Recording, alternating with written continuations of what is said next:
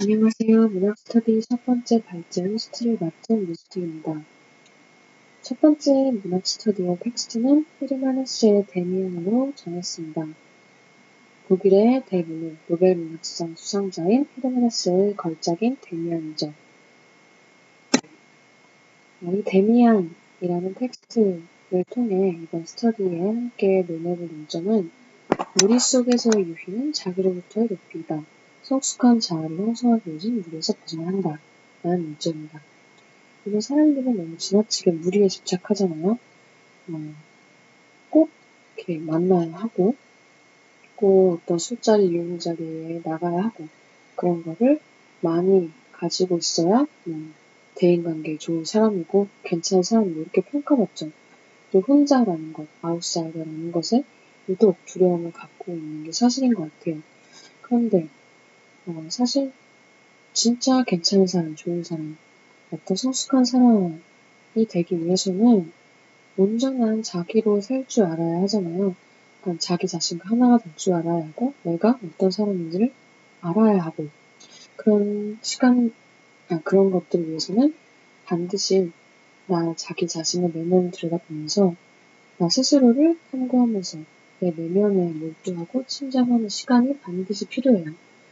그리고 그거는 아무 때나 할 수 있는 게 아니라 지금 시기, 그러니까 청소년, 청년 이 시기에 반드시 짚고 넘어가야 할 그런 통과 의례인 거죠.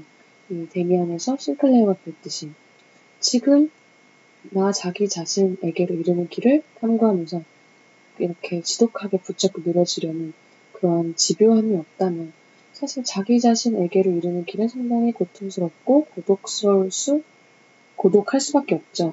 그런데 그러한 나 자신을 탐구하는 이제 귀찮거나 아니면 힘들어서 포기하고 그냥 나 자신에게로부터 도피해서 어떤 그냥 나의 부족함을 나의 두려움과 불안함을 메워줄 그런 어떤 유흥, 그런 무리 속에 안주하는 것은 그냥 도피일 뿐이며 정말 온전한 성숙한 나를 형성해서 정말 제대로 된 사람으로 성장하기 위해서는 지금 이 시기에 통과 의례처럼 자기 자신을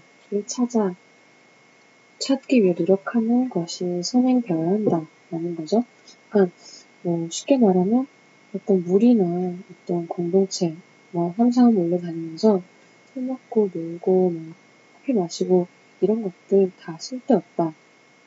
그보단 혼자일지라도 아웃사이더일지라도 자기 자신의 내면을 들여다보면서 다른 사람 보기에 괴짜일 수도 있고 왕따일 수도 있겠지만 끊임없이 탐구하면서 나 자신의 어떤 세계관, 철학을 다지려는 그러한 노력을 하는 사람이 진정한 정말 참 된 사람이고 그렇게 해야 한다라는 주장입니다. 모든 논점에 극단적으로 무리 이런 거 다 필요 없고 혼자 살아야 한다 이런 건 절대 아니에요.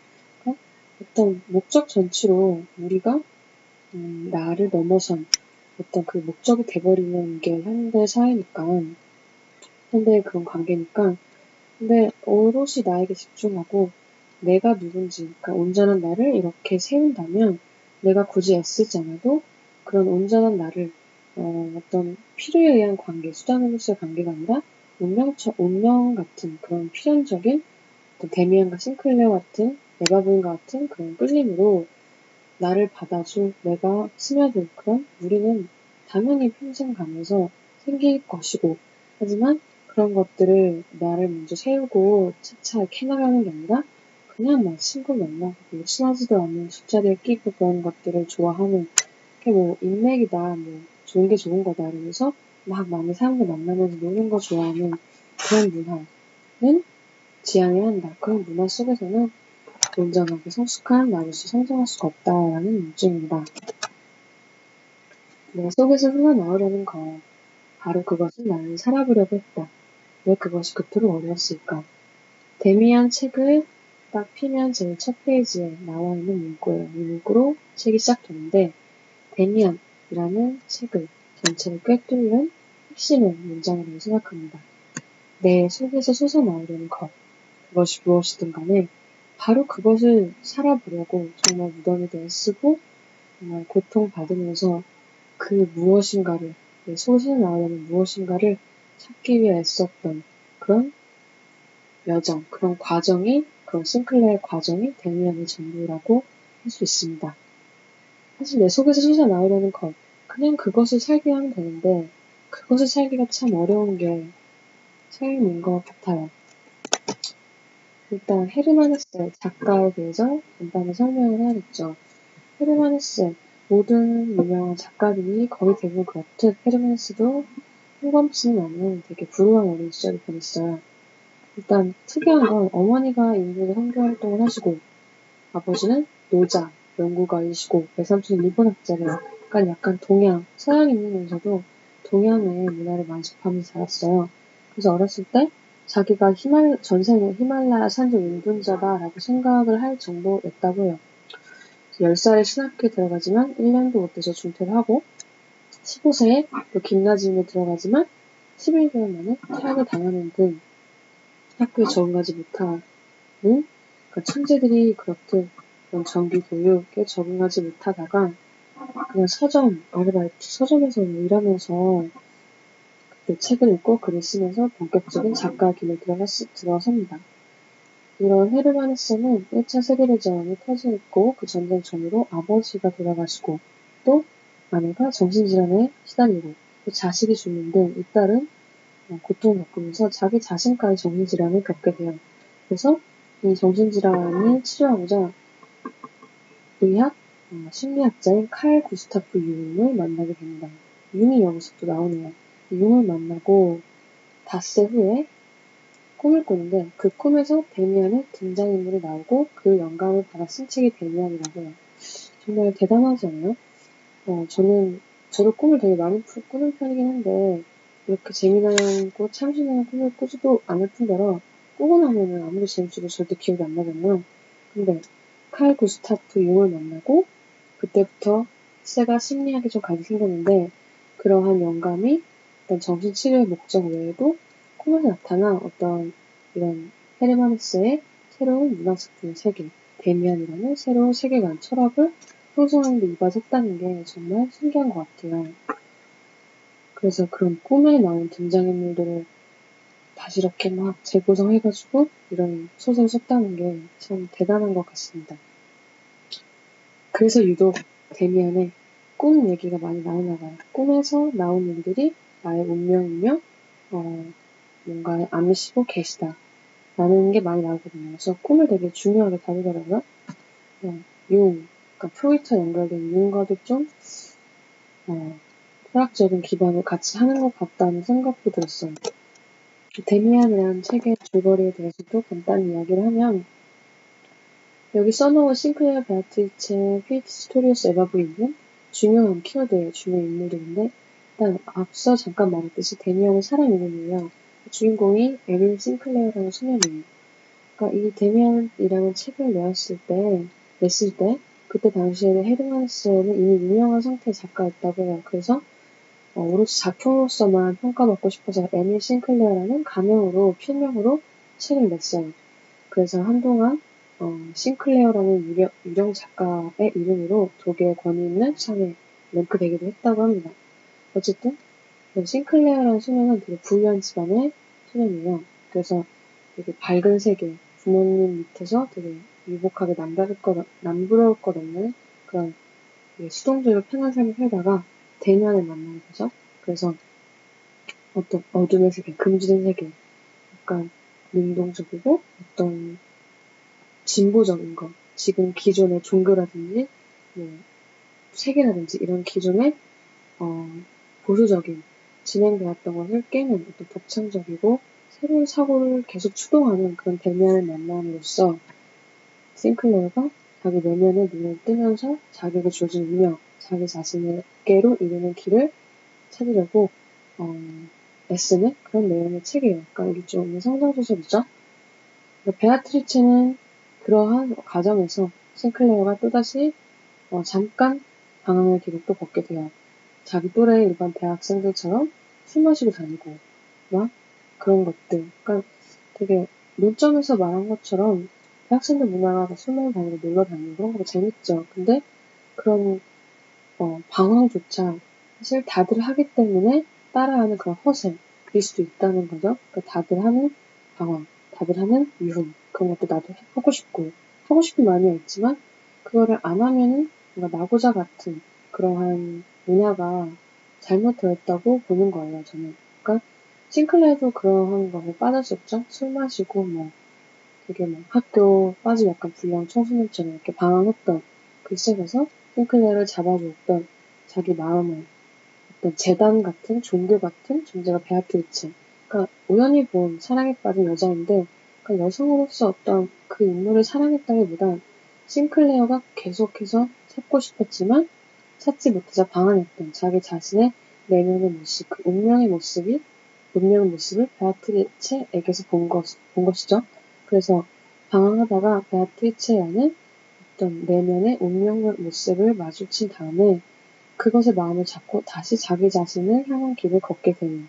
피스토리우스는 데미안과 비슷하게 싱클레어가 자기 자신에게로 이르는 길을 가도록 도와주는 구도자, 어떤 멘토 같은 역할을 하는 사람이고, 암낙사스라는 신의 존재에 대해서 싱클레어에게 설명을 해준 인물이에요. 또 에바브는 데미안의 엄마인데, 싱클레어가 궁극적인 자기 운명의 모습, 자기 내면의 모습으로 찾게 되는 연인이자 어머니이자 친구이자 어떤 신인, 그런 동경에 대해서 그런 어떤 완전체라고 할 수 있어요. 그러니까 싱클레어가 처음에는 데미안, 그리고 차례차례 베아트리스, 피스토리우스, 에바브린을 거치면서 어떻게 보면 조력자일 수도 있죠. 이런 인물도 거치면서 동경도 하고 배우기도 하다가 결국에는 이 베아트리체, 데미안, 에바브린 이 모두의 모습이 사실은 자기 자신의 내면의 모습, 그리고 찾아내는 운명의 모습과 합치되는 것을 느끼면서 드디어 이런 어린 새였던 싱클레어가 이러한 사람들의 앞선 구도자들을 거치면서 자기 자신에게로 이르게 되는 그런 책이라고 할 수 있어요. 유명한 문구이죠. 데미안은 읽어보지 않았더라도 답을 한 번쯤은 들어봤을 법한 새는 알에서 나오려고 투쟁한다. 알은 세계이다. 태어나려는 자는 하나의 세계를 깨뜨려야 한다. 새는 신에게로 날아간다. 신의 이름은 암락사스. 암락사스라는 신에 대해서 잠깐 이야기를 하면, 본문에서 나오기를, 그러니까, 이 문구가 어디서 나온 거냐면, 싱클레어가 새가 알을 깨고 나오는 그림을 데미안에게 편지를 보냈을 때, 그러니까 그것의 상징적인 의미는 그거죠. 어떤 세계, 기존의 세계를 깨고 나오는 그런 뭔가 자기 자신을 향한 눈을 뜬 것을 깨달은 싱클레어가 새가 알을 깨고 나오는 모습 그림을 그려서 데미안에게 보내자 데미안이 대답처럼 이렇게 일깨워주는 글을 보낸 건데, 암락사스라는 신이 언급이 되면 그것도 중요한 키워드인데, 피스토리우스가 암락사스에 대해서 이렇게 얘기를 해줍니다. 신성과 마성, 남성과 여성, 인성과 수성, 성과 악을 다 갖추고 있는 신. 그러니까 약간 기독교적인 세계관에 반하는 그런 사고인데, 되게 기독교가 지배하는 세계관은 되게 신 중시하고 악마를 배척하고 선, 악 이렇게 이분법적인 사고로 또 어떤 성적인 것을 되게 불순한 것을 여기고, 이렇게 어떤 기존의 관성, 기존의 이데올로기, 기존의 그런 패러다임, 그런 것들을 중시하고, 그 새로운 것, 어떤 그 이면적인 것, 다른 것은 무조건 다 악으로 규정해버리는 그런 현 세계에 반해서 암락사스라는 신은 두 가지가 다 공존해요. 신과 악마가 공존하고, 남성, 여성, 성과 악이 다 공존하고, 짐승과 인간이 공존하는 신. 즉, 어떤 진보적인 사고관이죠. 보수적인 것, 어떤 하나의 기존 이데올로기에 순응하는 것이 아니라 새로운 것도 함께 숭배하며 새로운 것의 가능성 항상 열어두고 항상 준비하는, 그러니까 세계에 안주하는 게 아니라 그 세계를 깨트리고 나와서 지금 현재의 지배하고 있는 세계관이 아닌 그런 다른 세계관, 이면 세계관까지 받아들일 수 있는 그런 생각을 해. 라는, 아이고, 전화가 있네. 것이 핵심입니다. 유튜브 배터리가 없어서 끝나기도 했지만 빨리 마무리를 해야겠어요. 그래요. 그래서 여기까지 대충 논점과 텍스트를 설명을 했습니다. 빨리 시간을 줄이느라 좀 급하게 얘기를 했는데 나머지 추가 질문은 스카이프를 통해 하도록 하겠습니다. 들어주셔서 감사하고 스카이프 들어와 주세요.